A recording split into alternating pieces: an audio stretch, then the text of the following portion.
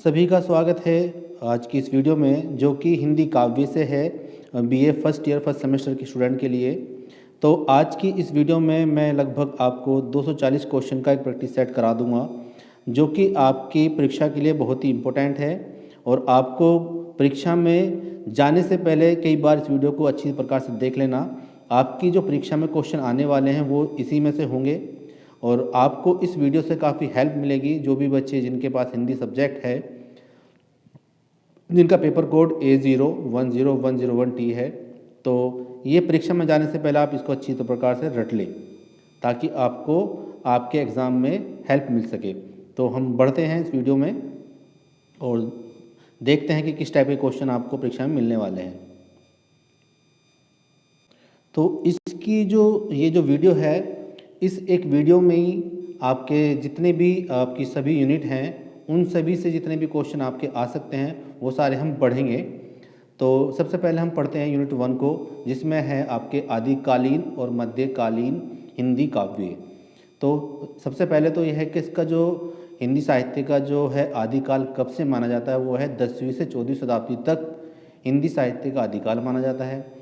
आदिकाल के कवियों की प्रमुख भाषा कौन सी थी, तो वो है ब्रजभाषा और अवधी। सिद्ध साहित्य का मुख्य विषय क्या था, वो है ज्ञान और आत्मसिद्धि। जैन साहित्य का केंद्र क्या था, अहिंसा और धर्मनिरपेक्षता। रासो साहित्य किससे संबंधित है, तो वो है कृष्ण भक्ति और रासलीला। नाथ साहित्य का प्रमुख लक्ष्य क्या था, योग और तात्विक साधना। लौकिक साहित्य में क्या प्रमुख था, तो वो है समाज और जीवन का वास्तविक चित्रण। भक्तिकालीन निर्गुण कवि का उदाहरण दे, तो वो है कबीर। कबीर का गुरुदेव को अंग किस विषय पर है, वो है आध्यात्म और भगवान की शक्ति। निर्गुण भक्ति का मुख्य उद्देश्य क्या है, निराकार ईश्वर की भक्ति। और सगुण कवि का जो उदाहरण है वो कौन है, वो है सूरदास। तो निर्गुण जो है वो है आपके कबीरदास, और सगुण कवि जो हैं वो आपके सूरदास हैं। चलिए और क्वेश्चन की तरफ बढ़ते हैं। लगभग एक यूनिट में से मैंने 30 क्वेश्चन लिए हैं, जो आपके इम्पोर्टेंट हैं परीक्षा को देखते हुए। जो क्वेश्चन नंबर 12 है वो है सूरदास की प्रमुख कृति, तो वो है भ्रमर गीत सार। तुलसीदास का जो प्रमुख ग्रंथ है वो है श्री रामचरितमानस। रीतिकालीन काव्य की सांस्कृतिक पृष्ठभूमि क्या थी, तो वो है दरबार संस्कृति और वैभवपूर्ण जीवन। रीतिकालीन साहित्य की प्रमुख प्रवृत्तियाँ वो है श्रृंगार, अलंकार और रीतिबद्धता। केशव दास की प्रमुख रचना वो है कवि प्रिया, यानी जिसको हम प्रिया प्रकाश के नाम से भी जानते हैं। बिहारी लाल की प्रमुख रचना है बिहारी रत्नाकर। घनानंद की प्रमुख रचना है सृजन हित। और रीतिकालीन कविता के प्रमुख भेद हैं रीतिबद्ध, रीतिसिद्ध, सामाजिक और रीतिमुक्त। रीतिकाल में कवि का मुख्य उद्देश्य था श्रृंगार रस और अलंकार का प्रदर्शन। भक्ति काल का प्रमुख समय कौन सा है, वो है 14वीं से 17वीं शताब्दी। निर्गुण भक्ति में किस रस की प्रधानता है, वो है भक्ति और करुणा। और सगुण भक्ति में किस रस की प्रधानता है, श्रृंगार और भक्ति की। चलिए आगे बढ़ते हैं। तो उसके बाद जो है आदिकालीन कवियों का उद्देश्य है भक्ति, ज्ञान और समाज सुधार। जैन साहित्य की प्रमुख विशेषता है धर्मनिरपेक्षता और नैतिक शिक्षा।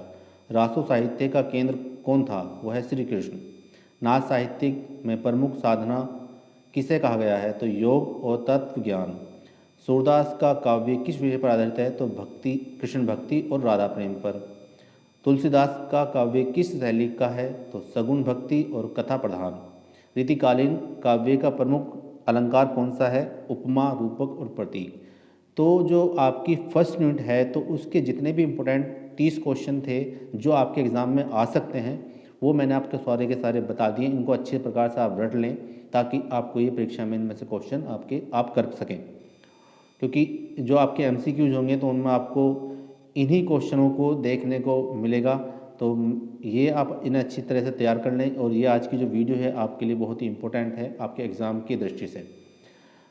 जो यूनिट नंबर 2 है उसमें आधुनिक कालीन काव्य है। आधुनिक कालीन हिंदी काव्य की जो अवधि मानी जाती है वो है 1857 से छायावाद तक। आधुनिक कालीन काव्य में सामाजिक पृष्ठभूमि क्या थी, तो 1857 का प्रथम स्वतंत्रता संग्राम तथा ब्रिटिश शासन का प्रभाव। आधुनिक कालीन काव्य की सांस्कृतिक पृष्ठभूमि पुनर्जागरण और पश्चिमी शिक्षा प्रभाव। हिंदी नवजागरण किसके योगदान से हुआ? भारतेंदु हरिश्चंद्र के। उसके बाद भारतेंदु युग का प्रमुख उद्देश्य समाज सुधार, मातृभाषा और चेतना का विकास। भारतेंदु की प्रमुख काव्य प्रवृत्तियाँ क्या थी? नीति, समाज और भक्ति मिश्रित। भारतेंदु के दोहे किस शैली में हैं? सरल, प्रभावशाली, सामाजिक संदेश प्रधान। द्विवेदी युग का प्रमुख समयकाल है 1900 से 1918 तक। द्विवेदी युग का प्रमुख उद्देश्य था काव्य और साहित्य में शुद्धता और उच्च मानक। द्विवेदी युग के प्रमुख कवि कौन थे? मैथिलीशरण गुप्त और जयशंकर प्रसाद। द्विवेदी युग की प्रमुख विशेषता हैं शुद्ध भाषा, संस्कृति और आध्यात्मिकता। छायावाद का जो समय है वह है 1918 से 1936 तक। छायावाद की जो प्रमुख प्रवृत्तियां हैं वो है प्रेम, प्रकृति और आत्मानुभूति। छायावाद के प्रमुख कवि में आते हैं आपके जयशंकर प्रसाद, सुमित्रानंद पंत, सूर्यकांत त्रिपाठी निराला और महादेवी वर्मा। छायावाद में भाषा कैसी थी? भाव प्रधान, गहन और अलंकार युक्त।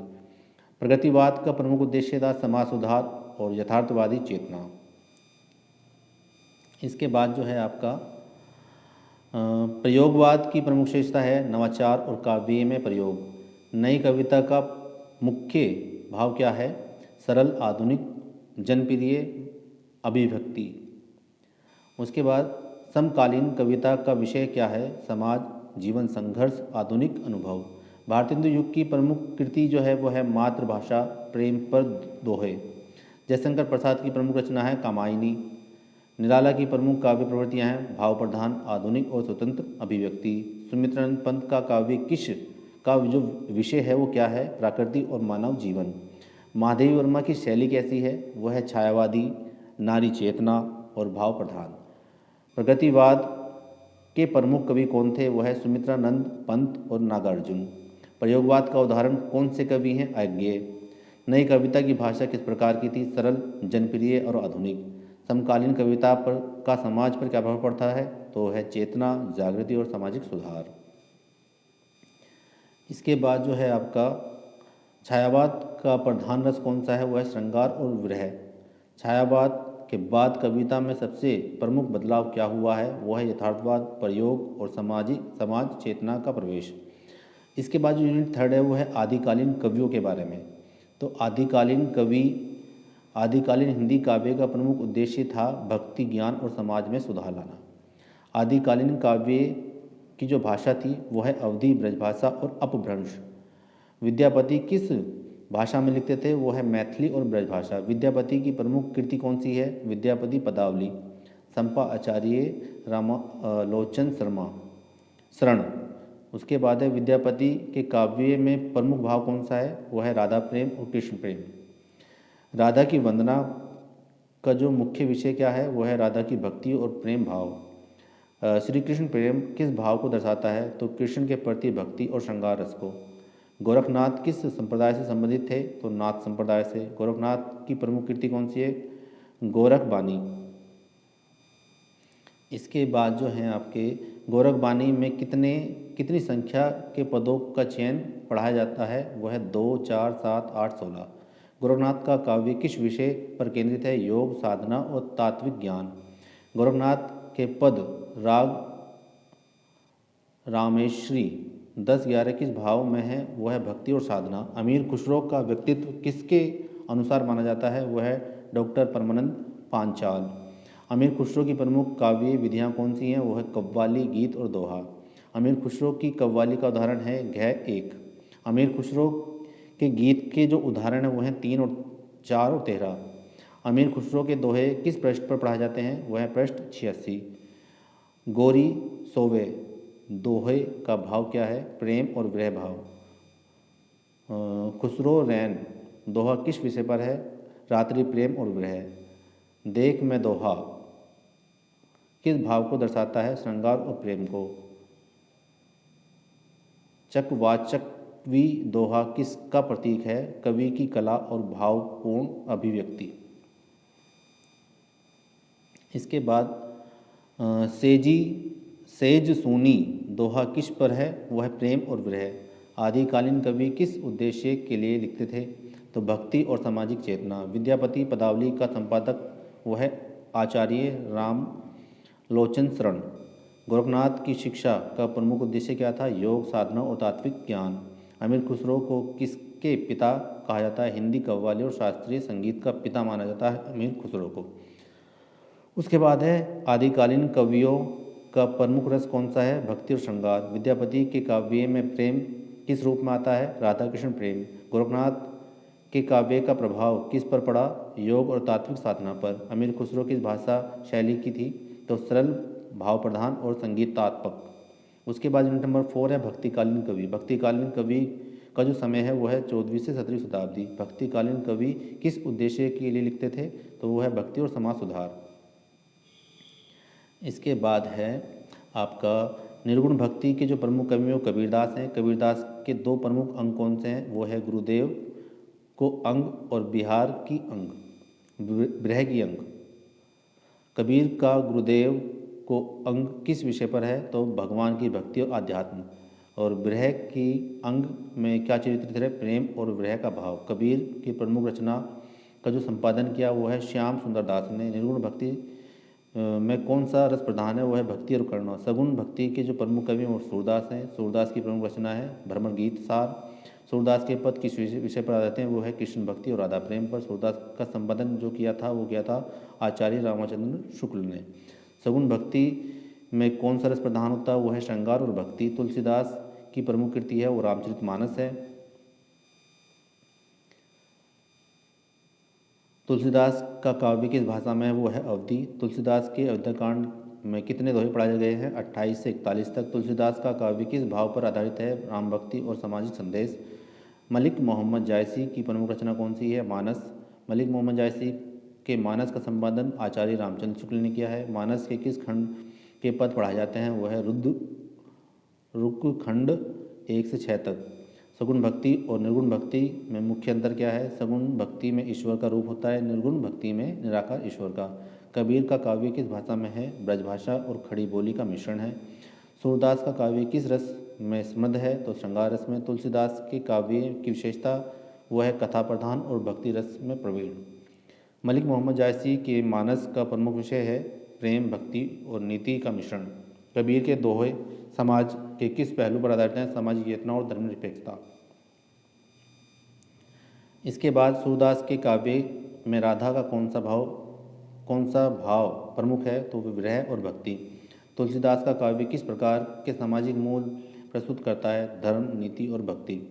मलिक मोहम्मद जायसी का काव्य किस शैली का है? तो सगुण भक्ति और प्रेम प्रधान। भक्तिकालीन कवियों का समाज पर क्या प्रभाव था? तो ये है आपका समाज में भक्ति, चेतना और नैतिक शिक्षा का प्रसार। इसके बाद जो यूनिट नंबर 5 है वो आपका भक्तिकालीन सगुण कवि हैं।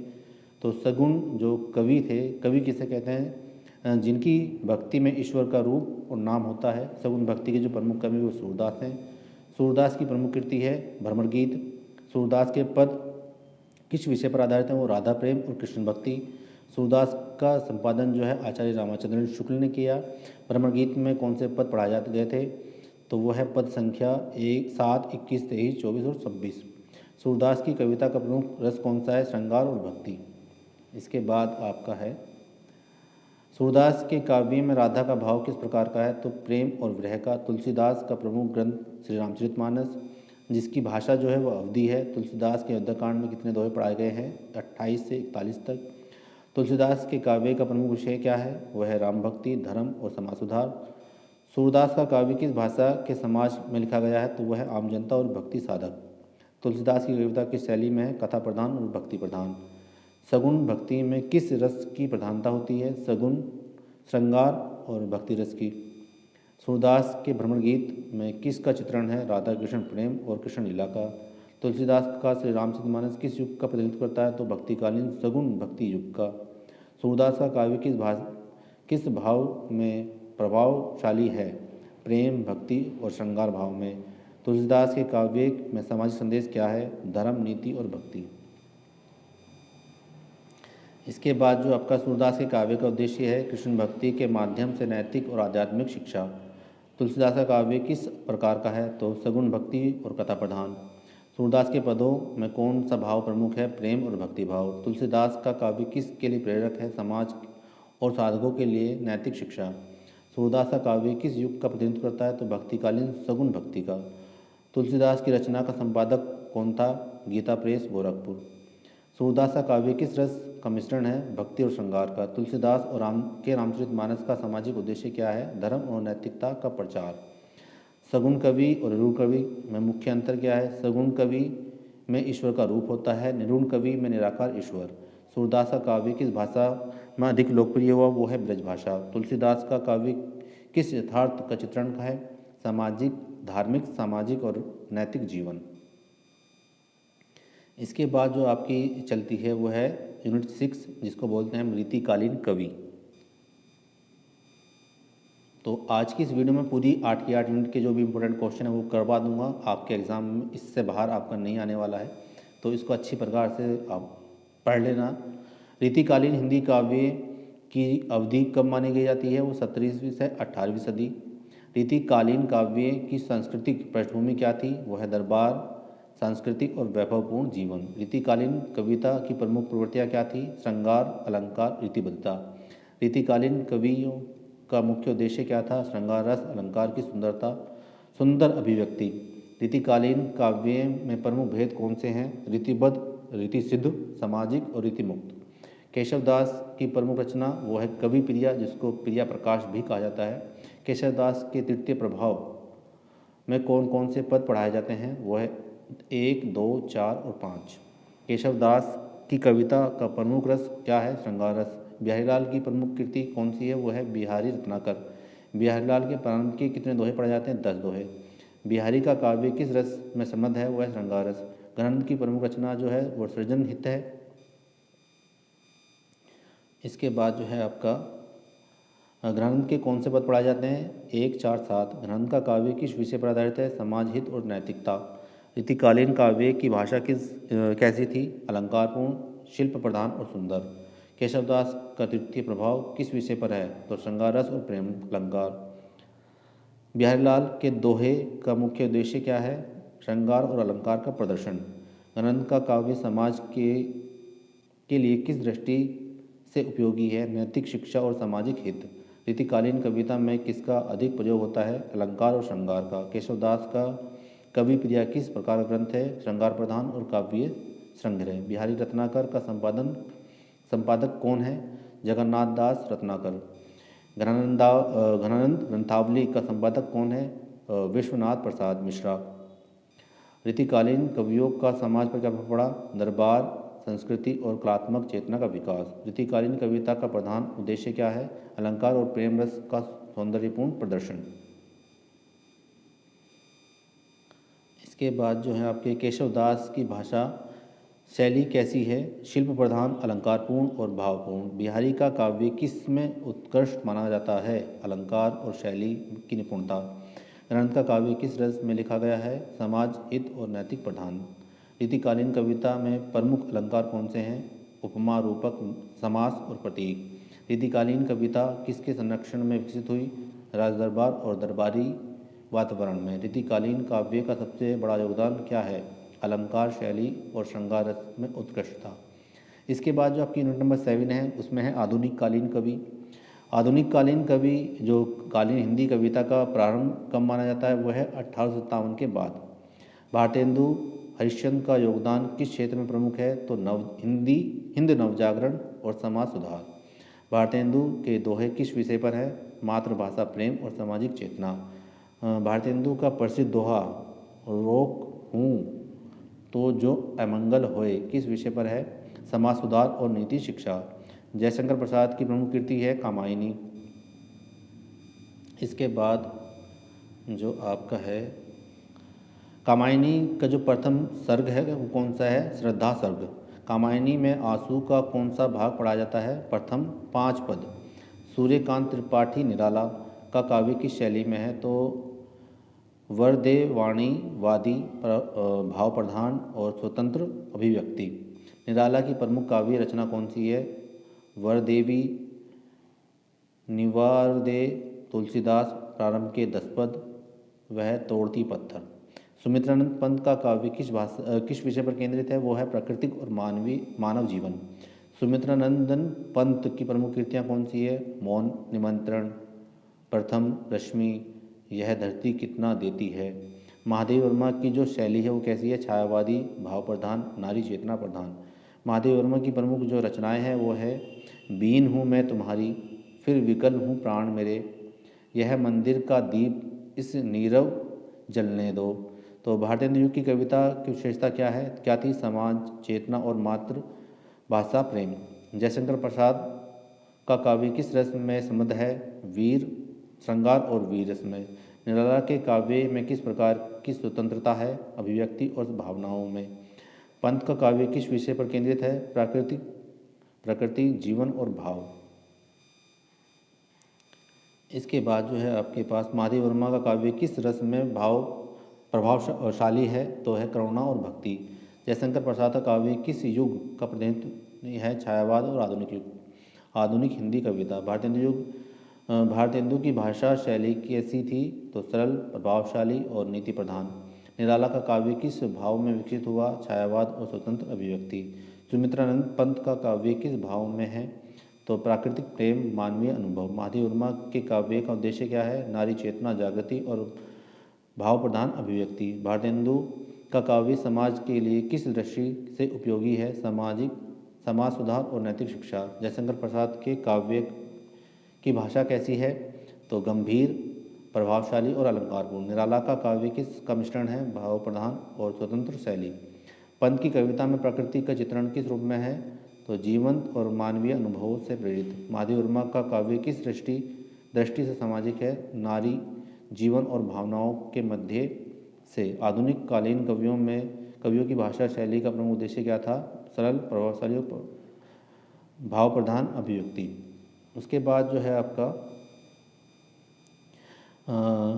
जो आपकी यूनिट नंबर 7 है, मैं कवियों का समाज पर क्या प्रभाव पड़ा, सामाजिक चेतना, नैतिक शिक्षा और आधुनिक भावना का प्रसार। उसके बाद जो है छायावादोत्तर और समकालीन कवि। छायावादोत्तर हिंदी कविता की शुरुआत कब मानी जाती है, तो 1936 के बाद से। अय्यग्य की प्रमुख काव्य रचना कौन सी है, नदी के द्वीप। अय्यग्य का नया कवि किस विषय पर है, आत्म स्वीकार और आधुनिक चेतना। अय्यग्य के नंदा देवी 6 में कौन सा पद शामिल है, नंदा 20, 30, 1, मरुदी। नागार्जुन की प्रमुख काव्य रचना कौन सी है, आकाल और उसके बाद बादल को घेरते दिखा है। नागार्जुन की कविता किस विषय पर केंद्रित है, समाज, प्राकृतिक आपदाएं और यथार्थवाद। धर्मवीर भारती की प्रमुख काव्य रचना कौन सी है, वो आई का गीत, कविता की मौत। धर्मवीर भारती कविता की मौत किस सप्तक में है, दूसरा सप्तक, संपादक अय्यग्य। शमशेर की प्रमुख काव्य रचना कौन सी है, बात बोलेगी हम नहीं, काल तुझसे ओढ़ है मेरी। दुष्यंत की प्रमुख काव्य रचना कौन सी है, हो गई है पीर पर्वत सी पिघलने चाहिए, तो तय था चिराग हर एक घर के लिए। अय्यग्य का काव्य किस शैली का है, वो है आधुनिक, यथार्थवादी और प्रयोगात्मक। नया कवि किस भाव का प्रतिनिधि है, आधुनिक चेतना और आत्म स्वीकार। नागार्जुन के काव्य में कौन सा रस प्रधान है, यथार्थ और करुणा। धर्मवीर भारती की कविता किस भाव में प्रभावशाली है, सामाजिक चेतना और भाव प्रधान। शमशेर की कविता किस विषय पर केंद्रित है, तो समय और जीवन संघर्ष। दुष्यंत की कविता किस शैली में है, यथार्थ और मानवीय अनुभव प्रधान। अय्यग्य का नदी का द्वीप किस भाव का प्रतिनिधित्व है, तो जीवन संघर्ष और आधुनिक चेतना। नया कवि का काव्य किस युग का प्रतिनिधित्व है, छायावादोत्तर और आधुनिक युग। नागार्जुन की कविता का उद्देश्य क्या है, समाज, जागृति और प्राकृतिक यथार्थ का चित्रण। धर्मवीर भारती का काव्य किस दृष्टि से प्रभावशाली है, मानवीय संवेदनाएं और भाव प्रधान अभिव्यक्ति। शमशेर की कविता का सामाजिक संदेश क्या है, जीवन संघर्ष और समय का महत्व। दुष्यंत के काव्य में किस प्रकार की चेतना है, सामाजिक और यथार्थवादी। इसके बाद जो लास्ट में आपके बचते हैं, अय्यग्य की कविता किस प्रकार प्रयोगात्मक है, तो भाषा, शैली और भाव अभिव्यक्ति में नवाचार। नया कवि का काव्य किस भाषा भाव में लिखित है, तो आत्म स्वीकृति और आधुनिक चेतना। नागार्जुन के अकाल और उसके बाद में क्या चित्रित है? अकाल और सामाजिक यथार्थ। नरेंद्र भारती की बो आई का गीत किस दृष्टि से महत्वपूर्ण है? भाव और सामाजिक संदेश। शमशेर की कविता का प्रमुख भाव क्या है? समय और जीवन का संघर्ष। दुष्यंत का काव्य किस दृष्टि से समाजोपयोगी है? यथार्थ और सामाजिक चेतना का प्रसार। छायोत्तर कवि की भाषा शैली कैसी थी? सरल, भावप्रधान और प्रयोगात्मक। यूनिट 8 के कवियों का समाज पर क्या प्रभाव पड़ा? तो आधुनिक चेतना, समाज सुधार और यथार्थवादी दृष्टि का प्रसार। तो जो आज मैंने आपकी 8 की 8 यूनिट के जो इम्पोर्टेंट टॉपिक थे या जो इम्पोर्टेंट क्वेश्चन आपके बनने वाले एग्जाम में, वो मैंने आपको सारे करा दिए हैं। इसके बाद जो आगे आपके प्रश्न होने वाले हैं, जो आपके आगे जो पेपर होने वाले हैं, उनके भी मैं सभी के तैयार कर रहा हूँ, तो वो भी आपको मिलेंगे। ताकि मेरे इस चैनल को आप लाइक कर लें, शेयर कर लें, सब्सक्राइब कर दें, ताकि आपको आने वाली जो अगली मेरी वीडियो उनके नोटिफिकेशन मिलते रहें समय से। आज की इस वीडियो में यहीं तक, धन्यवाद।